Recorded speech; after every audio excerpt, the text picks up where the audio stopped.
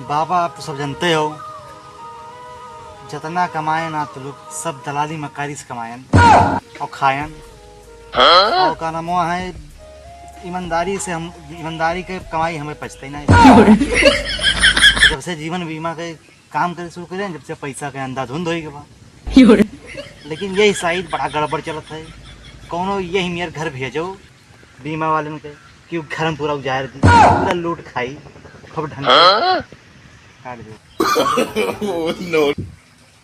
भगवान अतना कृपा करो कि जिस पहले दलाली में करी वहाँ चल रहा बढ़िया से वैसे चले ला गए।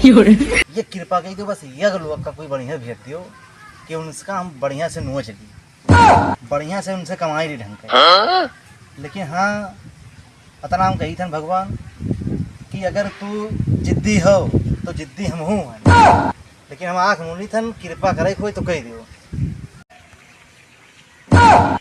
अरे